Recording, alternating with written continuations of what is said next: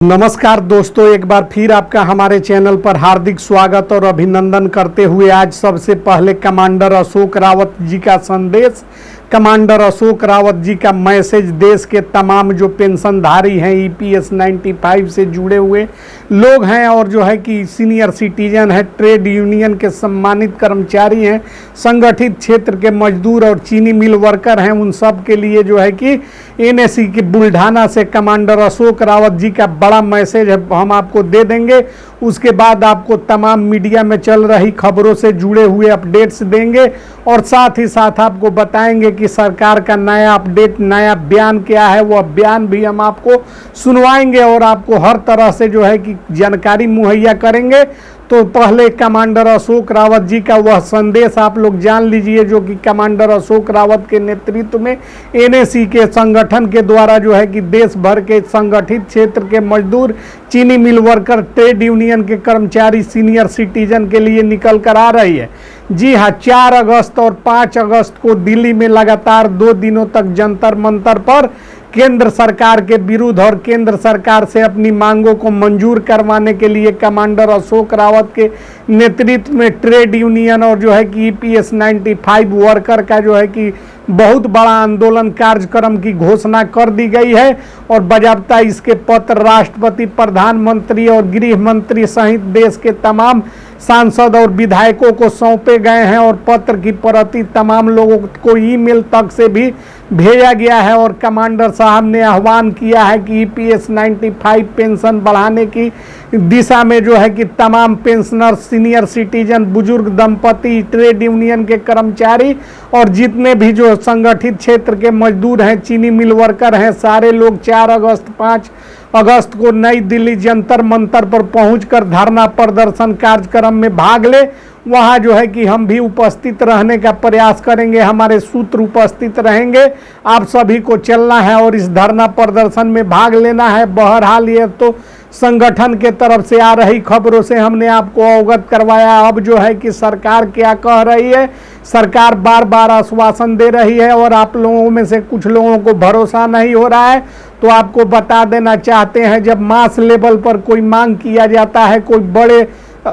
बड़े संगठन के द्वारा देशव्यापी जो है कि मांग होता है, तो उसमें 100% कार्यवाही होती है। ऐसा नहीं होता है कि उसको दरकिनार कर दिया जाए। इस दिशा में भी जो है कि आप लोगों का विश्वास व्यर्थ है। आप लोगों का विश्वास हम तक तभी पहुंच पाता है जब हम अपने वीडियो का कमेंट बॉक्स खोल कर रखते हैं। यदि हम भी अपना कमेंट बॉक्स बंद कर दे तो आप क्या बोल रहे हैं वह हम तक नहीं पहुंच पाएगा। लेकिन हमने जो है कि ईमानदारी पूर्वक अपने वीडियो के कमेंट बॉक्स को खोल कर रखने का काम किया है, ताकि आपकी बातों को हम जान सके और आपके सवालों के जवाब में जो है कि उत्तर दे सके, जिसका नतीजा है कि आप लोग कमेंट कर पाते हैं और जो है कि हम आपको बताते हैं कि सरकार ईपीएस 95 को लेकर क्या कह रही है, कमांडर अशोक रावत का आंदोलन जो होने जा रहा है उससे जो है कि क्या प्रभाव पड़ा है और 4 या 5 अगस्त के पहले क्या सरकार जो है कि पेंशन वृद्धि करेगी, इस सब पर जो है कि हम स्पष्ट करने जा रहे हैं। आप लोग चैनल पर बने रहिएगा, वीडियो को लाइक और शेयर कीजिएगा। एक सेकंड में आपको नई नई जानकारी मुहैया करेंगे, सरकार का बयान भी आपको दिखाने का काम करेंगे, आपको जो है कि सब कुछ बताने का काम करेंगे। वीडियो को पूरा देखना है। तो ईपीएस 95 पेंशन वृद्धि से जुड़ा आज का महत्वपूर्ण अपडेट हम आपके साथ शेयर करने जा रहे हैं। ईपीएस 95 पेंशन योजना से जुड़े देश के 7.8 मिलियन पेंशनर्स के लिए ईपीएस 95 एनएसी के अध्यक्ष कमांडर अशोक रावत की टीम ने जब वित्त मंत्री निर्मला सीतारमण से मुलाकात किया था और उनको अपनी सारी बातें बताई थी, उसके बाद निर्मला सीतारमण ने सभी को आश्वासन भी दिया था कि आप सभी आश्वस्त रहें, आप सभी की मांगों पर सहानुभूति पूर्वक विचार किया जा रहा है। इसी के साथ शुरू हुआ था ईपीएस 95 पेंशन योजना की राशि 7,500 करने की कवायद और सरकार ने बसवराज बोमई की अध्यक्षता में सांसद सदस्यों की एक कमेटी गठित किया था, जो कि बसवराज बोमई की अध्यक्षता में जो है कि तमाम पहलुओं पर विचार करती रही और अंततोगत्वा पेंशन वृद्धि की अनुशंसा सरकार को सौंप दिया। उससे पहले वर्ष 2016 में सुप्रीम कोर्ट का जो है कि केस नंबर 410/16 और 411 2022 में जो है कि फैसले आए, जिसमें हायर पेंशन देने का जो है कि फैसला सुप्रीम कोर्ट के द्वारा सुनाया गया था। अब केस नंबर फिर एक बार जो है कि रिपीट कर दे रहे हैं, नोट कर लीजिएगा। 410-16 और 411-22 सुप्रीम कोर्ट का यह मामला है, जिसमें हायर पेंशन की अनुशंसा सरकार को सुप्रीम कोर्ट ने की थी।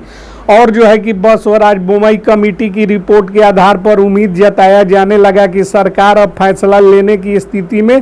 पहुंच चुकी है और अपना फैसला सरकार लेगी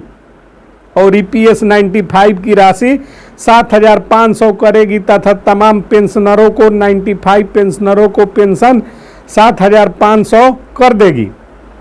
यूं ही नहीं, देश के तमाम मीडिया संस्थान इस खबर को दिखाने का काम कर रहे हैं। प्रधानमंत्री नरेंद्र मोदी ने तमाम नागरिकों को राहत देते रहे हैं। प्रधानमंत्री नरेंद्र मोदी के द्वारा सार्वजनिक क्षेत्र में बहुत सारे कार्य किए गए हैं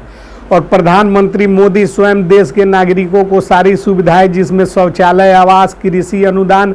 वृद्धावस्था पेंशन आदि की राशि 1100 रुपये तक वृद्धि करने का काम किया है। ऐसे में जब सरकार कह रही है कि EPS 95 पेंशनरों का पेंशन वृद्धि किया जाएगा, तो इससे कहीं से कोई संशय वाली बात नहीं होनी चाहिए। आप सबों को भरोसा रखना चाहिए। आप सबों का पेंशन 7,500 DA तथा मेडिकल सुविधा आप सभी को सरकार अवश्य मुहैया करवाने जा रही है। इस पर लगातार काम चल रहा है और जब सरकार को लगेगा कि अब राशि बढ़ा देनी चाहिए तो सरकार अपनी राशि अवश्य बढ़ा देगी, लेकिन थोड़ा इंतजार अवश्य करना होगा, क्योंकि सरकारी कार्य में थोड़ा समय लगता है, लेकिन कार्य होता अवश्य है। उम्मीद जताया जा रहा है कि अशोक रावत ने जो अपना ज्ञापन आंदोलन करने का ज्ञापन सौंपा है, उसके बाद सरकार और गंभीर हो गई है और अपना निर्णय जल्द ही ले लेगी तथा 78 लाख सीनियर सिटीजन को लाभ प्रदान करने हेतु EPS 95 पेंशन की राशि अवश्य बढ़ाएगी, सबको बड़ा तोहफा प्रदान करने का काम करेगी।